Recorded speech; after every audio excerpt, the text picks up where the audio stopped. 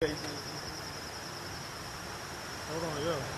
For you guys for Master Journalism, I had that was like Turned out. Yeah. curious. You first have to figure it out. Introduce himself.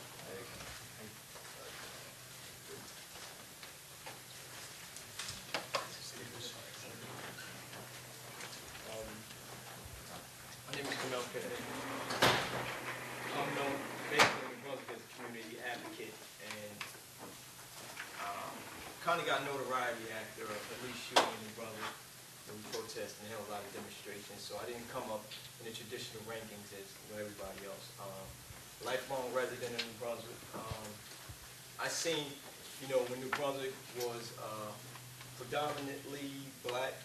Census will say it was probably never predominantly black, but then it transformed into Latino. And I've been here when, the homeowner reflected the community. Nowadays, you'll think, the Brunswick is predominantly Latino, but there are not that many Latino homeowners. Most homeowners don't even live in New Brunswick. So basically, the main people that you see, the community residents, they're just renters. So, that's one way to start looking at when you start doing journalism, to look at one of the situations in New Brunswick. So at any point in time, the Latinos could easily be shifted out, back and forth. So there's, I was here when it was, my grandmother owned her home. She still owns her home. If you want to know, you can look at census and say, well, they'll say New Brunswick is predominantly white, according to census. That's because they do, when they do the census report, they document you guys as residents. So you don't get a true reflection. If you ever want to know the demographics of the actual race of a city, go to the high school. Look at the high school. If the high school is predominantly black, then that's a black community. If it's predominantly Latino, that's a Latino community. Now, census and statistics will state otherwise, but, like I said, I've been a lifelong resident, and there's a lot of programs in New Brunswick. A lot of them, they've been programmed since I was a kid, and my thing is the effectiveness of the programs. Some programs work excellent in New Brunswick. Some programs just want government funding. So there's a difference. You could say, a spade is a spade. Some people, grow fruit now. There's a lot of programs now in New Brunswick. We could get fruit grown and, but when I was a kid, every backyard had their own fruit. I could go get tomatoes in the backyard. I could go get collard greens. I can go to Miss Thompson. I can pull an apple off the tree. That's community. Now it seems like they're trying to give the impression of community. Most residents in New Brunswick, African Americans, they never actually left the area. They're just pushed out. So you'll see a lot of African Americans occupying North Brunswick, East Brunswick, Somerset, Edison, but they all, they all were community residents. Like I'm an organizer. If I do an event, I could bring 1,000 African Americans out into the city of New Brunswick. But once the event is over, they all go back to where they are able to live at.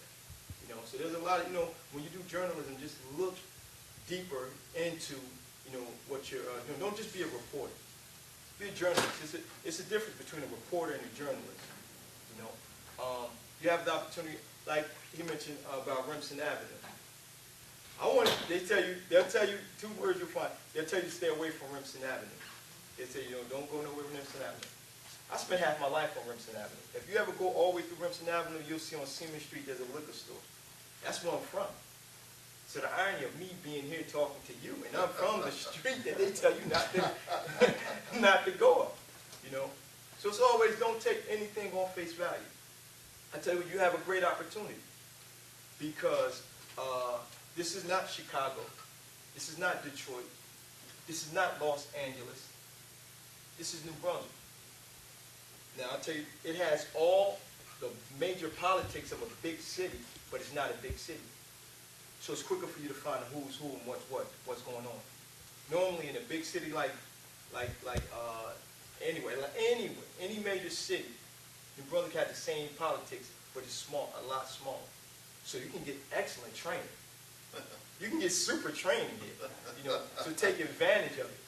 Take advantage of the opportunity that you have, you know, and don't downplay it, because anything you want to do as far as urban renewal, as far as any type of politics that you would do with a large city, New Brunswick has it to offer. So you're fortunate. You're fortunate and you're blessed. And when you hear the word townie, to us, that's a bad thing. We like to be considered townie. We like to be, you know, we like to be considered as one community. You know, I don't get a kick out of hearing that somebody broke into somebody's college dorm and stole a laptop. I have a problem with that. I have a problem with somebody that mugged a college student walking down Eastern Avenue. I have a problem with that. And I also have a problem with a college student hearing that some tragic incident happened in New Brunswick and I don't have anything to do with that. Oh, that's New Brunswick. That's the inner city. Oh, we don't have anything to do with that. Or then when you get bust upside your head on Eastern Avenue, we don't have anything to do with it. We can't continue to live like that. You know, it have to be a problem as a community. If it happens on Eastern Avenue, it should be a problem. If it happens on Remsen Avenue, it should be a problem. If it happens on George Street, it should be a problem. I don't care what happens. If you call me, I'll assist you. You know, that's it. That's my time. You know, I don't want to wrap it up, but you know, I thank you guys for having me. I'm blessed to be here. And like I said, I'm the guy that was on that corner. If you ride through Remsen Avenue, I was that guy on the corner. So don't judge us all. Don't be afraid of it. I have to shake each and every one of you guys' hands out there. That's great. Okay.